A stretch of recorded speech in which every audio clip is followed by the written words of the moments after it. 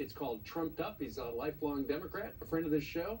Alan, what did you make yesterday of the grilling by Republicans of the FBI director who, because it does appear there is a political bias at some of the top levels of the FBI? Well, first of all, I want to wish everybody a Merry Christmas and a Happy Hanukkah. I wish I were back on my university campus You're so allowed I to say could that here. help Christians celebrate Christmas, Jews celebrate Hanukkah, and Muslims celebrate their holidays. Let's celebrate every holiday and wish everybody good tidings on every day. Look, I think it's just proof of what's happening, the politicization of the criminal justice system. That's why right from the beginning I wanted to have a nonpartisan commission looking into this. When you have Congress look into it, the Republicans try to gain political advantage, the Democrats try to gain political advantage. When you have a special counsel lock her up against Hillary Clinton, lock him up against Donald Trump, I just think we have to move back and start looking at things objectively and scientifically and finding out what really happened. Now, I think we do see some bias among some FBI agents, but I'm sure the bias operates both ways. I'm sure there are people who are Trump supporters, people who are Clinton supporters, and what we have to do is make sure that people who have strong views recuse themselves from participating in any investigation. Professor, you always talk about, is the conduct ultimately criminal? Is there something in the code? If we see that there is extreme bias at the top of the FBI, maybe collusion to hurt President Trump, are there crimes that you would see having been committed that would need to be investigated? No, I don't see crimes. I see ethical violations that the Justice Department or the FBI might want to look into.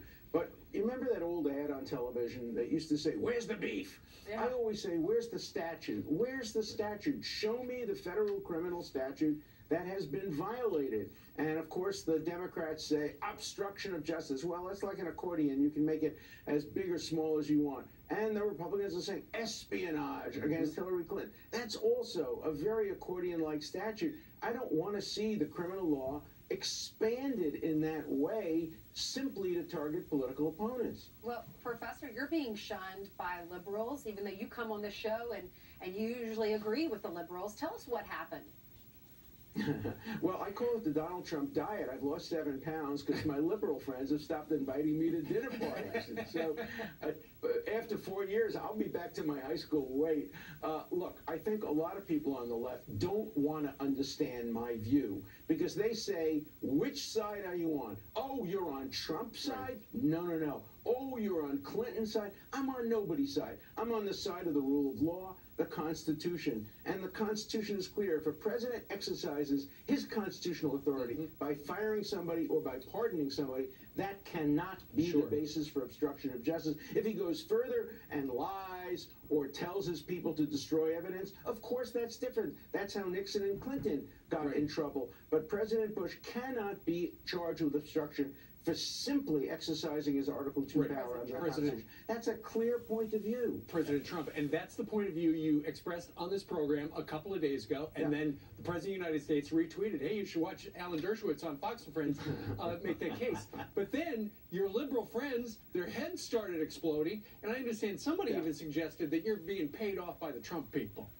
Oh, yeah, no, I've been paid off, and I want to be a Supreme Court justice at the age of 79. Look, I'm also being attacked for my article yesterday saying that Trump was right in recognizing Jerusalem, and Obama was wrong when he engineered a resolution that would have changed the status quo by saying all of Judaism's holy places are now illegally occupied territory. I'm being criticized for that by people because that's what Trump said, and if Trump said it, that means Dershowitz can't say it because that means Dershowitz is on Trump's side. I'm on the side of justice and fairness. You know, when you try to call balls and strikes, you'll offend and frustrate somebody all the time, which is the world that you're living in right now. So we appreciate you coming on and giving us your take. Yeah, I appreciate that. Just do what we do. Don't read it.